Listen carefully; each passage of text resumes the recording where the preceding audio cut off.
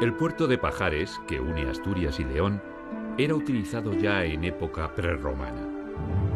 Los romanos mejoraron el camino de Pajares y lo convirtieron en una calzada por donde transitaban sus legiones. La actual carretera comenzó a construirse a finales del siglo XVIII y en muchos tramos se superpone a la vieja calzada de los romanos.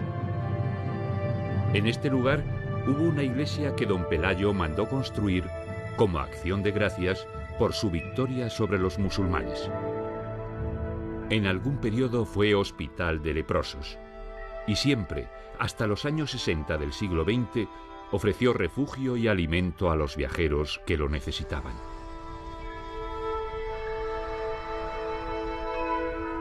Plata, la nueva fotógrafa, comienza aquí su trabajo.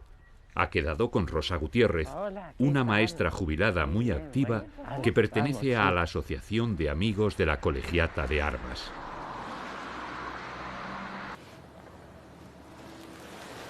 Estamos entrando en la Real Colegiata de Santa María de Armas. Y entramos por la puerta del Torreón, que es ahora puerta principal. Fíjate en el rosetón del suelo, todo de canto rodado con dibujo. Y mira, aquí tenemos el libro de visitas donde firmamos siempre que entramos.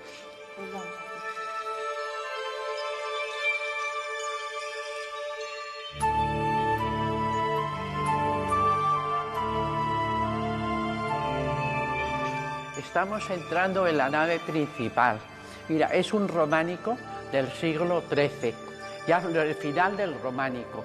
Fíjate los hermosos capiteles, todos con detalles vegetales y distintos.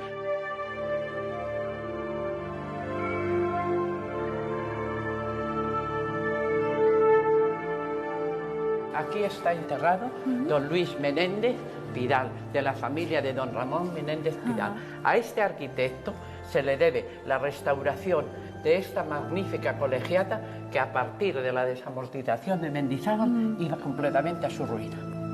El primer documento escrito que habla de una construcción religioso-hospitalaria en este sitio es de finales del siglo XI. La institución recibía constantes apoyos y donaciones de nobles y reyes. Su mejor momento coincide con el reinado de Alfonso IX, que continuó enriqueciendo su patrimonio y decidió que la hospedería diera al peregrino pan, vino y lecho sin reparar en su condición. La decadencia llegaría en el siglo XVI. Mucho más tarde, a finales del XVIII, el ilustrado ministro Jovellanos, que recorrió la zona y dejó escrito su viaje, se queja de las dificultades para llegar a la colegiata y de la inutilidad del hospital y las limosnas, que solo sirven, dice, para mantener a holgazanes. Más tarde fue aún peor y durante años este hermoso edificio se utilizó como establo, aunque era obligatorio alojar en los Pajares a los peregrinos. Precioso. Merece la pena verlo, Sí. ¿eh? Mira, pues ahora te voy a decir, en Villamarín hay un museo etnográfico.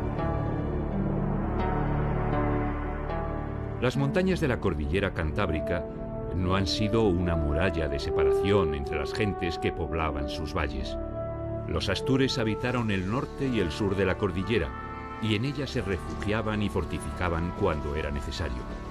Los numerosos puertos fueron siempre accesos difíciles pero viables por donde circulaban los hombres y sus bestias.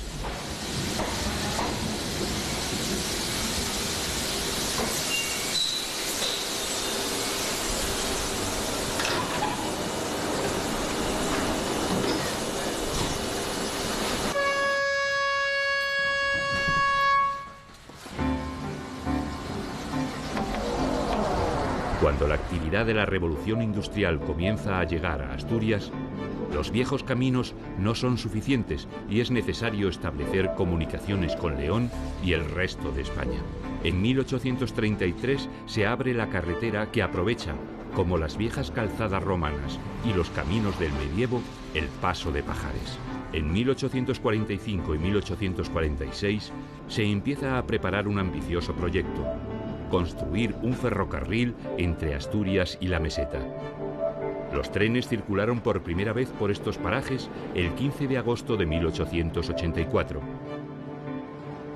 La Ruta de la Plata deja las tierras de Busdongo y se adentra en el valle de Villamanín, que contiene dos comarcas, el señorío de Arvas y la Tercia del Camino. Son valles regados por los ríos Bernesga, Torío y Curueño.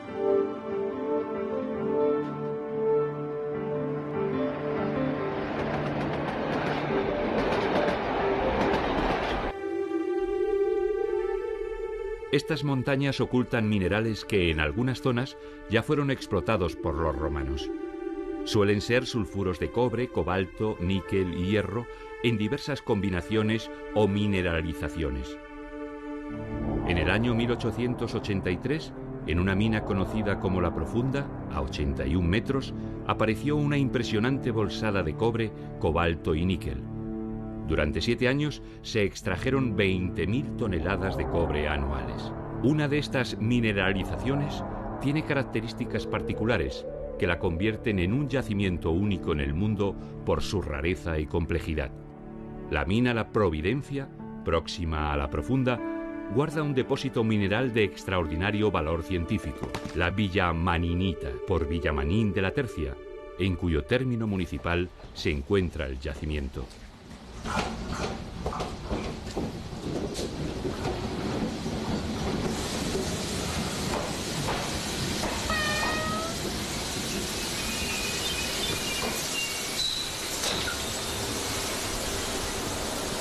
La actividad minera ha dado pátina a los pueblos de la montaña leonesa.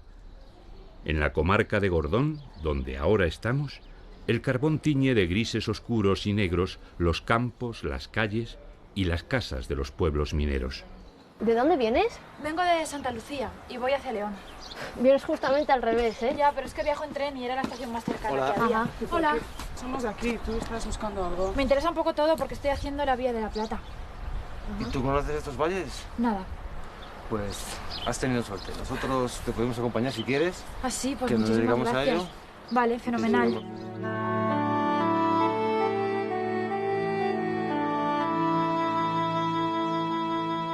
Los nuevos sistemas de extracción del carbón y el cierre de pozos han sumido estos lugares en una crisis que se manifiesta en la falta de trabajo y la consiguiente emigración de los jóvenes. Pero hay muchos que se resisten a dejar su tierra y buscan otras formas de vida. Nuestros amigos han creado una empresa para fomentar el senderismo y la escalada. La impresionante belleza de estas montañas y valles atrae cada vez a más viajeros y el turismo surge como nueva y esperanzadora actividad económica.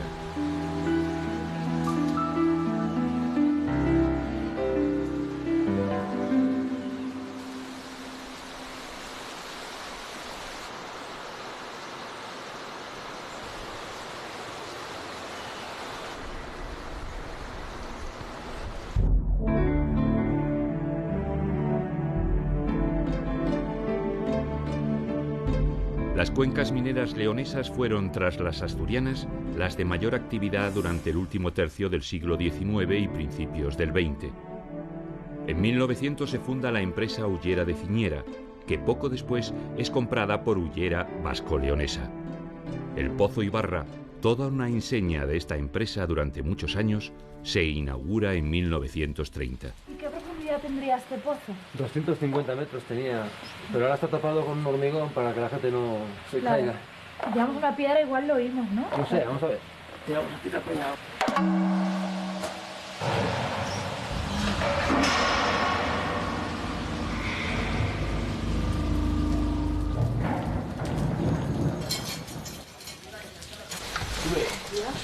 Entonces por aquí bajaban los ascensores, con los mineros abajo, ¿no? Sí, con los ascensores.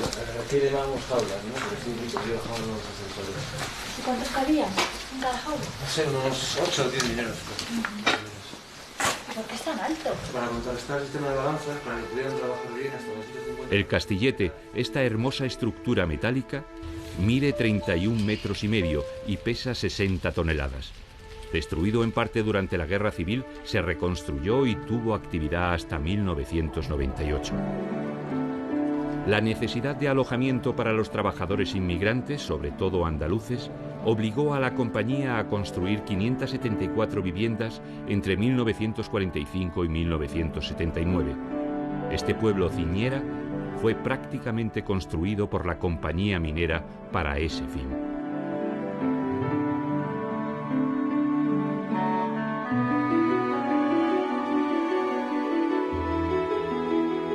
La hulla o carbón mineral se formó por la descomposición de enormes masas vegetales de épocas prehistóricas sometidas a altas presiones en ausencia de aire. Los bosques que ocasionaron los grandes depósitos subterráneos de carbón estaban formados por gigantescos helechos como este ejemplar fósil, que tiene 285 millones de años y se encuentra en la sede de la hullera vasco-leonesa en La Robla. Las actuales explotaciones mineras son de las más modernas de Europa. Este pozo de extracción al aire libre y subterránea tiene una torre de más de 50 metros, sobre una bocamina de casi 700 metros de profundidad.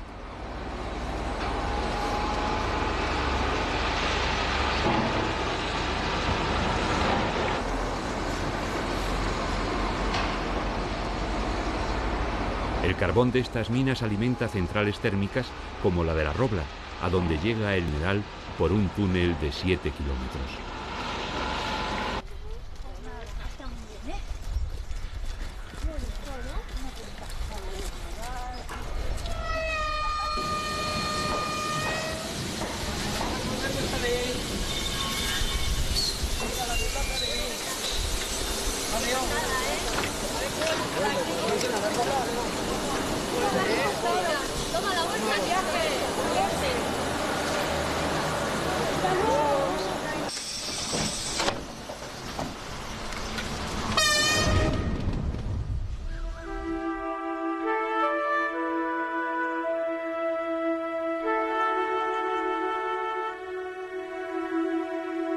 No es difícil encontrar cerca de la Ruta de la Plata, en las montañas de la cordillera cantábrica, yeguadas de raza hispano-bretonas.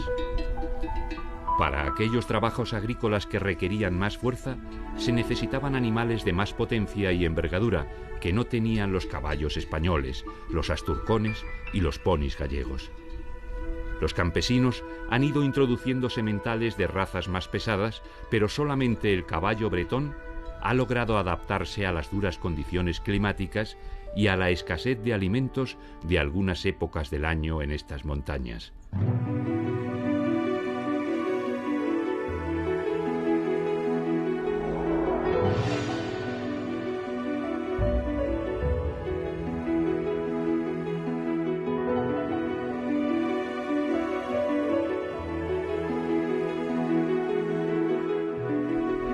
La calzada romana aprovecha los valles de los ríos para avanzar hacia el interior por los pasos de montaña, llegar a las poblaciones y permitir la comunicación de sus habitantes.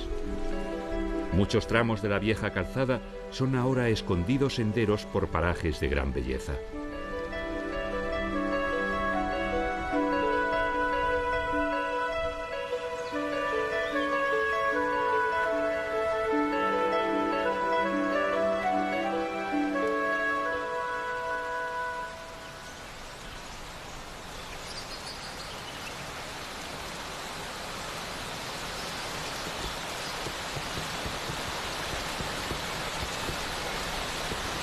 En las frescas y limpias aguas de estos ríos leoneses vive este pequeño mamífero pariente de los topos. El desmán se mueve con extraordinaria rapidez y seguridad, gracias a las membranas que unen sus dedos. Los ejemplares adultos miden unos 10 centímetros y la cola alrededor de 13. Su supervivencia está asegurada mientras estas aguas conserven su cristalina limpieza.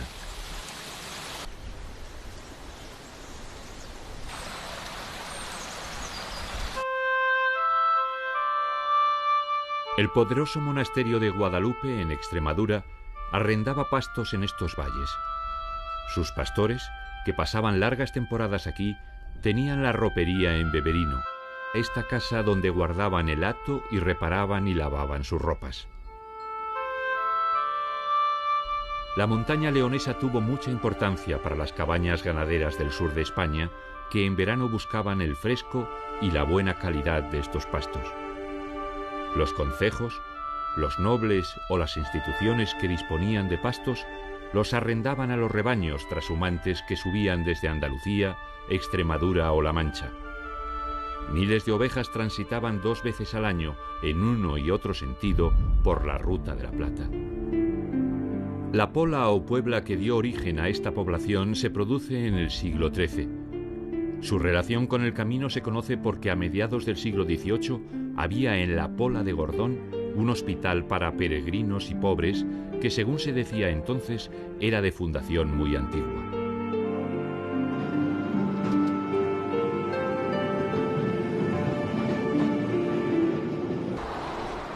Esta ermita es monumento histórico de interés nacional desde 1983. Se halla en Huergas de Gordón, al pie del camino asturiano de peregrinos que seguía la Ruta de la Plata. El actual edificio sustituye a otro del siglo XIV.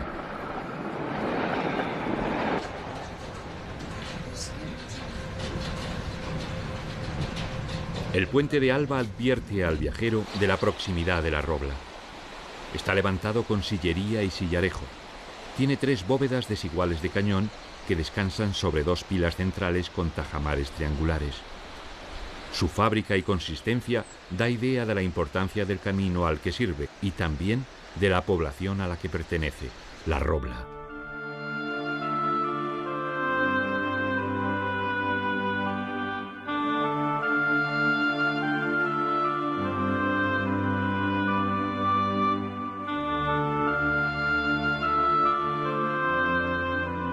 Monedas y sellos romanos de la época en que se asienta a orillas del Bernesga la Legión Séptima Gemela, dando origen a la ciudad de León, hablan de la ocupación romana de la Robla.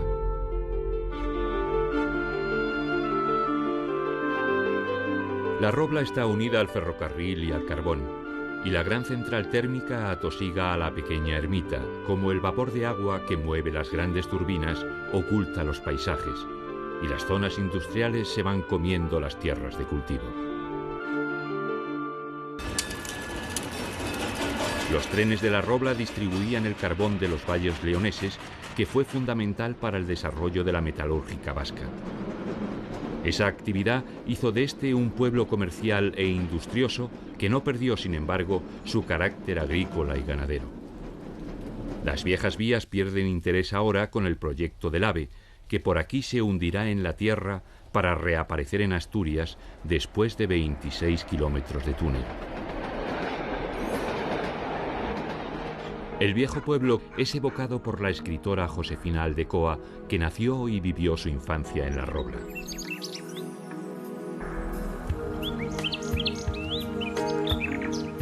Yo vivía lejos del pueblo, en pleno campo. A 1 kilómetro de la Robla, por la carretera de Asturias, estaba la casa de mis abuelos. Y 1 kilómetro era entonces una distancia muy larga. Nací en esta casa abandonada hoy, y en ella transcurrió parte de mi infancia. Al contemplarla, una ráfaga de melancolía invade mis recuerdos.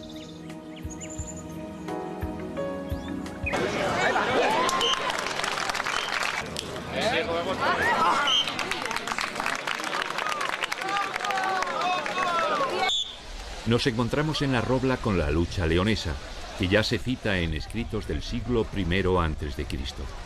Como puede verse, consiste en derribar al oponente sobre su espalda sin soltar en ningún momento las manos del cinto del contrario. La lucha leonesa, que se llama aluche, se celebra en un prado llamado corro de entre 8 y 12 metros de diámetro. El combate finaliza cuando uno de los luchadores consigue 4 puntos, o bien al transcurrir 2 minutos. En ese caso gana el contendiente que haya obtenido más puntos. Segunda clasificada Clemente.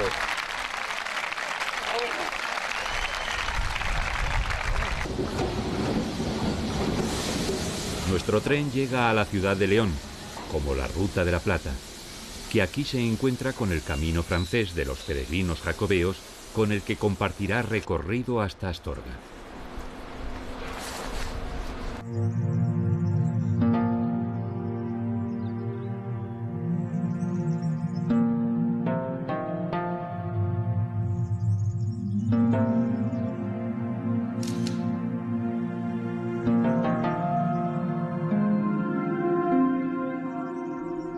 el año 68 antes de nuestra era, los romanos fundaron un campamento fortificado para la Legión Séptima Gemela entre los ríos Bernesga y Torío, que daría origen a la ciudad de León.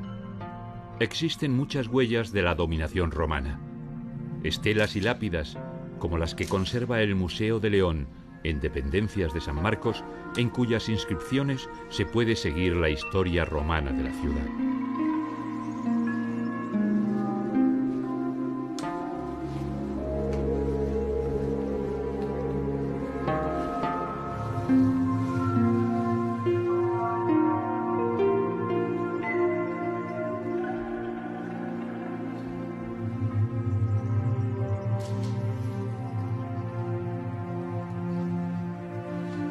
La ciudad romana resurge en la Edad Media como la capital de un dinámico reino cristiano. La monarquía asturiana se traslada a León para acometer la reconquista de la meseta. La grandeza de esta época oscura se concentra en el Panteón de los Reyes de León de la Colegiata de San Isidoro. La estancia es conocida como la Capilla Sixtina del arte románico. Las hermosas columnas y soberbios capiteles sostienen 6 bóvedas con las más hermosas pinturas murales del románico europeo.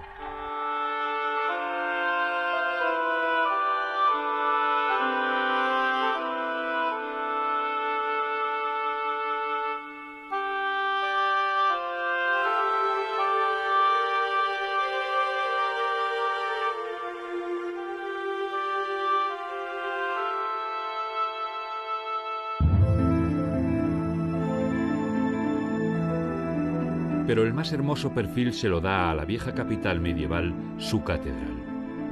Sus constructores aprovecharon los avances técnicos franceses del abovedado y los contrafuertes, y quizás consiguieron la más bella catedral del mundo ojival. Con el mínimo de piedra engarzan 1800 metros cuadrados de vitrales que filtran la luz leonesa.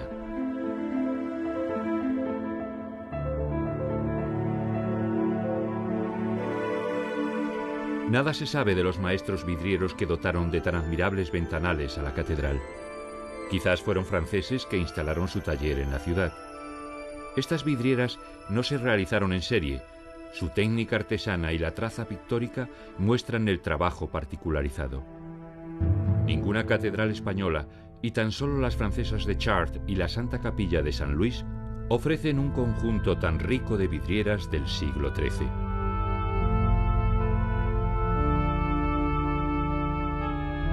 Las figuras de las vidrieras tienen una intención educativa y por eso siguen un orden ascendente hacia la divinidad en las naves laterales.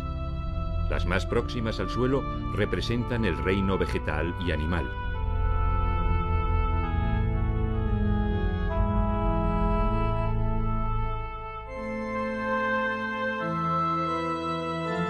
Después aparece el hombre, mediante alegorías de sus vicios y virtudes.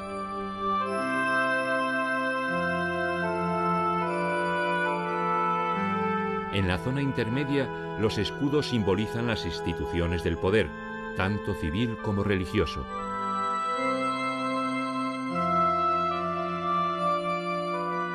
Y en la parte más alta se sitúa todo lo concerniente al mundo celestial.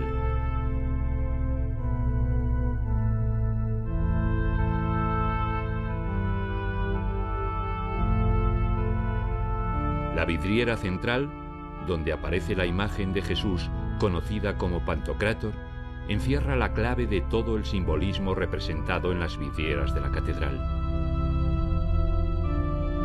Cuando el sol matinal ilumina los ventanales de la cabecera, su luz dorada se expande a través de las naves, atrayendo la atención hacia el presbiterio. Al mediodía, las vidrieras meridionales resplandecen en tonos cálidos al vibrar los rojos y amarillos, mientras que las septentrionales se apagan en tonalidad fría, refulgentes de azules, carmines y verdes.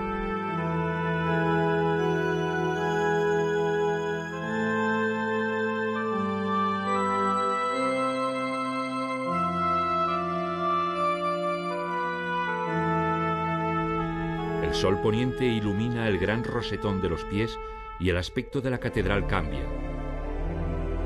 Cada hora tiene su emoción, su carácter propio, y cada día, cada estación, hacen variar el efecto cromático desde la luminosidad brillante y dorada de las mañanas de verano hasta la penumbra azulada y tranquila de los días invernales.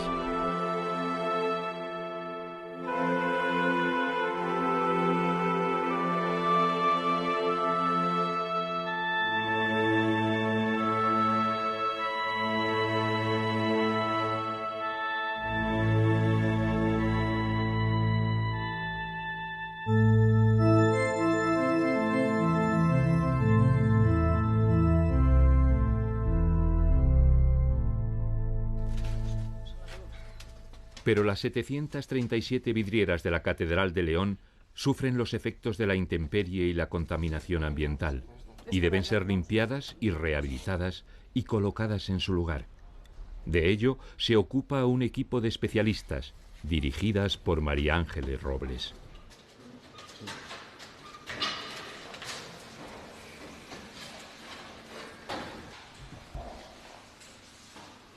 En este proceso de restauración que estamos llevando a cabo actualmente, las vidrieras se bajan panel a panel del ventanal, y el primer paso que hacemos en el taller es calcar cada uno de los paneles mediante un acetato transparente, que después nos va a servir para reflejar en cada uno de estos gráficos el estado de la vidriera en muchos aspectos.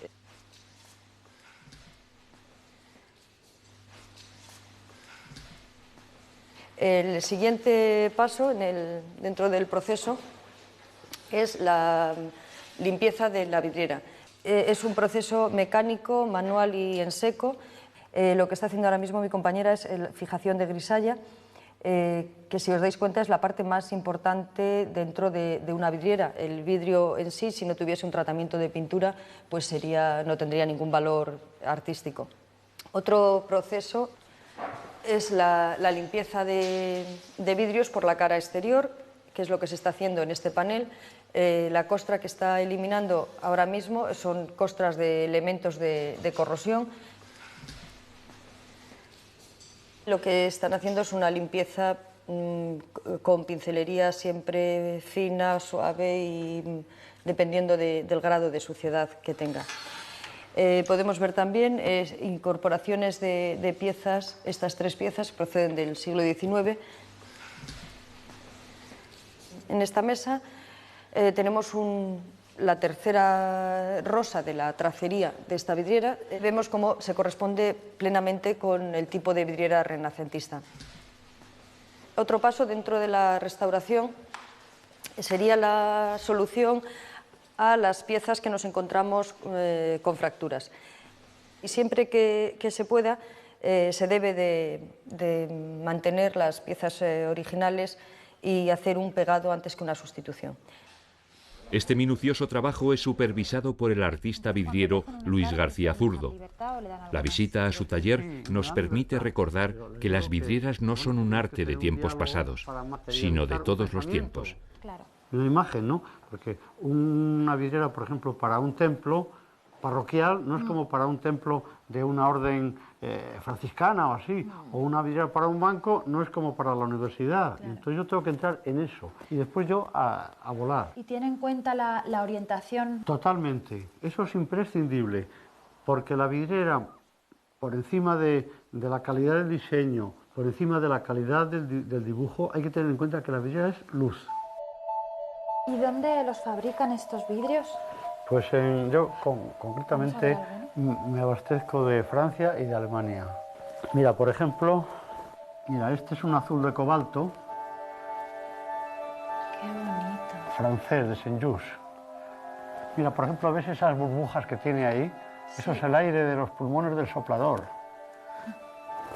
Este tiene varios tonos. Sí, este es un rojo, un amarillo rojo de selenio. Y mira cómo pasa del rojo naranja al amarillo y otra vez al rojo. Y es que esto al soplar pues se hace unas mezclas de dos crisoles y a base de fuego lo van estirando. Este es francés también. Este es alemán, que también es una joya. Es un plaqué de azul sobre amarillo. Y mira cómo pasa ahí de ese azul claro al amarillo casi como de cobalto. Sí, la sutileza del francés es muy distinta a la expresividad del alemán. Estas son unas vidrieras que hago yo o para experimentar algo que tengo que desarrollar luego en una ventana real, en un espacio arquitectónico. Esta otra vidriera está dedicada a la agonía de Cristo. Para hacer esta vidriera me inspiró una película que vi en Italia de Paolo Pasolini. Mira todas estas escurriduras. El leñazo de la lanza, esto es un plaqué que he decolorado con ácido y al quedar blanco luego con esmalte le hice el rojo de la sangre, como en la boca.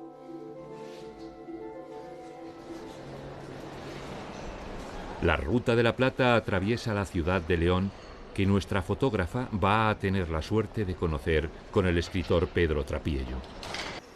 Todo ese farallón gótico, toda esa espectacularidad, la altura de Dios y la bajura del hombre tan cercanas y qué contraste, ¿no? Esa magnífica catedral. Y bueno, mira qué bonito, y ahí se llama Portaobispo esta plaza que vamos a ver, porque había aquí un arco gótico para que pasara el obispo por el pasadizo superior. Pero hubo un alcalde que era farmacéutico, que se compró un coche a principios del siglo que no cabía y dijo que había que tirarlo. Y aquí, fíjate, la Casa Leonesa de Caridad, un viejo caserón que fue habilitado como asociación para dar de comer al menesteroso, a los carrileros, al transeúnte anónimo. Y abren todos los días la puerta a la 1, entran a comer, nadie les pregunta si creen, si tienen dinero o no tienen dinero. Y aquí les dan de comer y también de cenar y tienen un hogar de transeúnte, con lo cual es un poco el refugio y la vieja hospitalidad de los peregrinos y del caminante, ¿no? Pues fíjate, aquí es donde acababa la ciudad. Ahí tenemos el Torreón de los Ponce, que era el que limitaba la esquina de la fortificación romana, y entró todo el trasunto popular y la nueva construcción de la ciudad con la Plaza Mayor. Y esto que es la parte de atrás, con casas populares muy bonitas, de mucha entraña. Y por este túnel, casi túnel lóbrego, nos vamos a encaminar hacia la Plaza Mayor.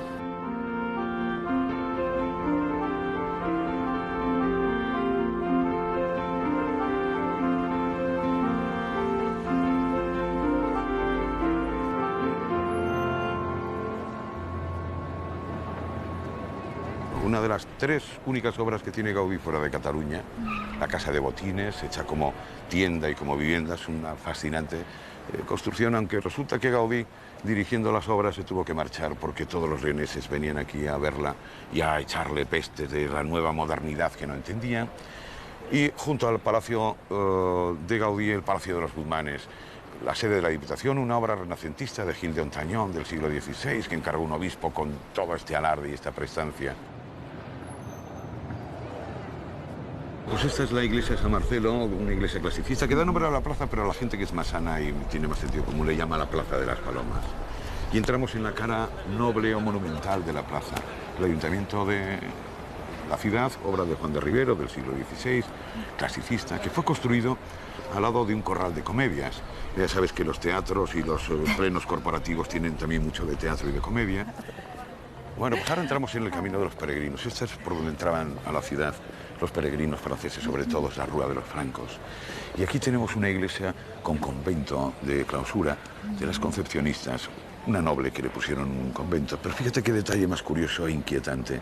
Los 4 escudos, quien heredara la casa mató toda la figura como repudiando al antiguo titular. Las tirrias familiares seguramente, pero llama mucho la atención.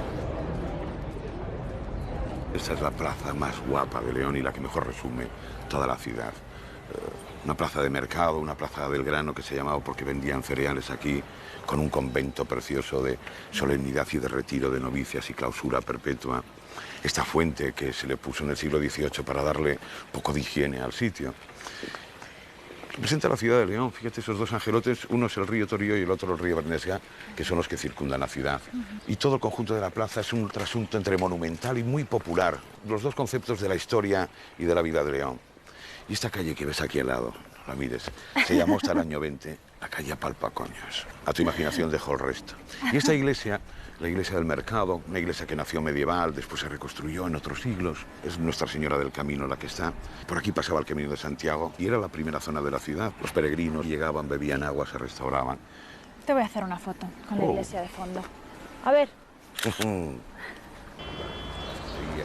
Las viejas ventanas a la sola. El recorrido por las calles de León abre el apetito de los viajeros que buscan en pleno barrio húmedo de la ciudad, junto a los restos de la muralla romana, el restaurante Vivaldi.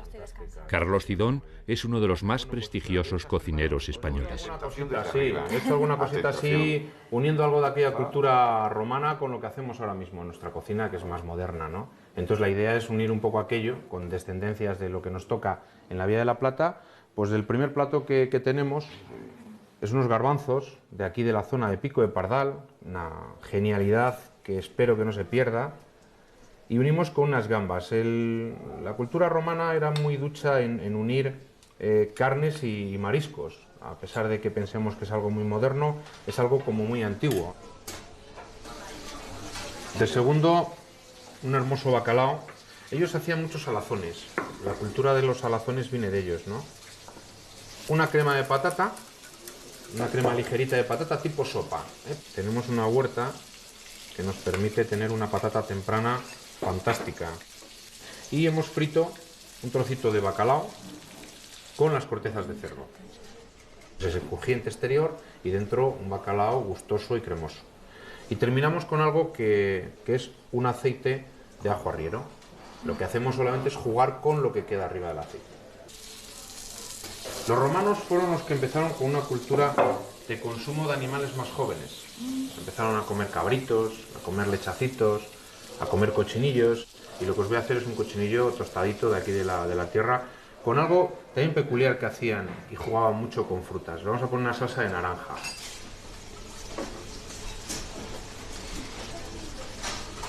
Y esta es una hermosísima cecina de vaca, que es algo genial. Es una de las piezas más interesantes que tiene la vaca, es la parte de la contra, que os voy a dar a probar porque es una maravilla. ¿Y esto también viene de los romanos? Esto desde luego que tiene trascendencia romana, es toda la cultura de los cecinados, la cultura de los ahumados. Ellos no solamente salaban, los ahumados también vienen de esa época, todas las tomacinas, los chorizos. Gracias. Sí, Pedro, que te veo con una cara... Se me ha abierto el hambre. ¡Qué maravilla! Sobre todo el aroma, ¿ves el aroma que tiene de tonos ahumados?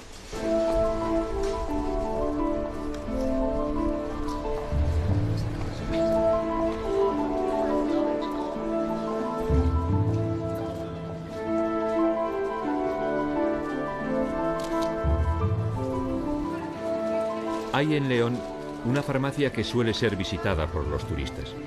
La farmacia Merino fue fundada en 1827 por Dámaso Merino, un conocido industrial y jefe liberal de la región asturleonesa. José María Luengo es un científico que ha conseguido con su equipo de la Universidad de León una bacteria que produce plástico. ¿Qué artesanado? ¿Qué madera es? Esto es madera de nogal.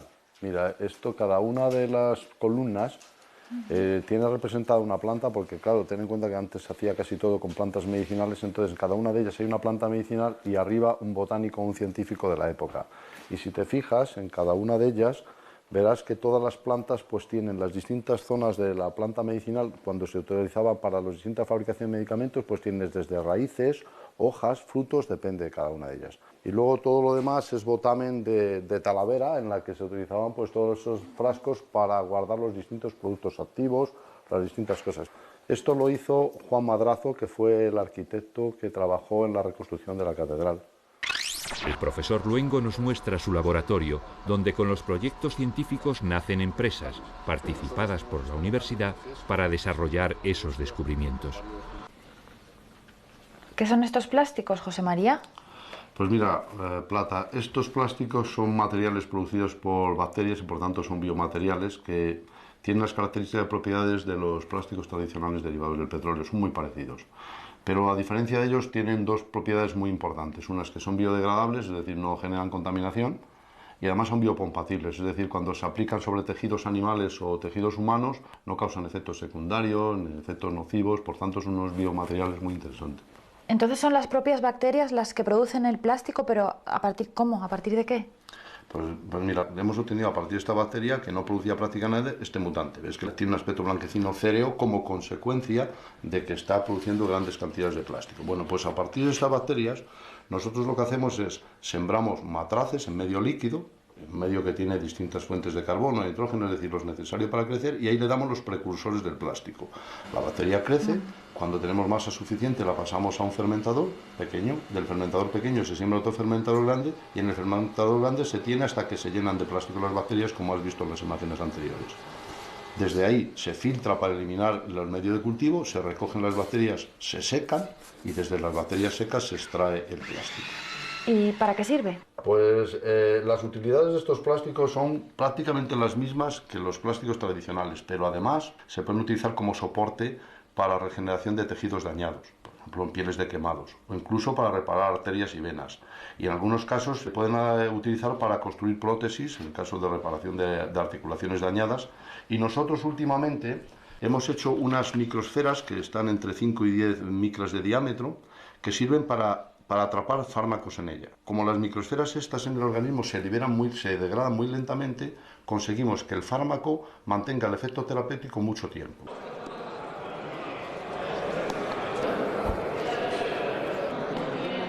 De las muchas variedades de juegos de bolos que hay en España, los bolos leoneses tienen la originalidad de que tiran con medias bolas. Y eso hace el lance mucho más complicado y apasionante. Si no pasa entre el... Si queda entre los bolos y no pasa la raya.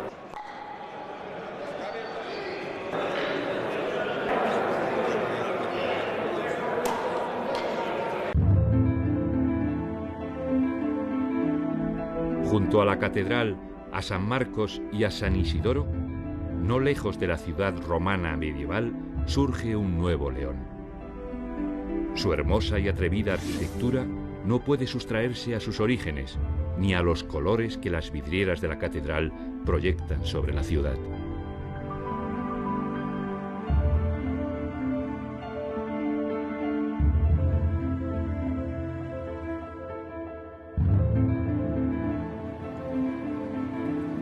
La ruta de la Plata a la salida de León pasa por San Marcos.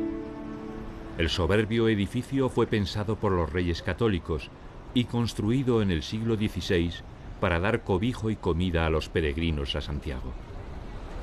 La fachada plateresca está adornada con medallones y estatuas que exaltan la poderosa y universal monarquía española de los tiempos de Carlos I. Los símbolos jacobeos indican su uso como hospital. Don Francisco de Quevedo fue huésped a la fuerza de esta casa en época en que era cárcel y no hospital. 4 años estuvo Quevedo recluido en esta prisión. Aquí lo fueron matando la tristeza y el tiempo, y de aquí salió para morir.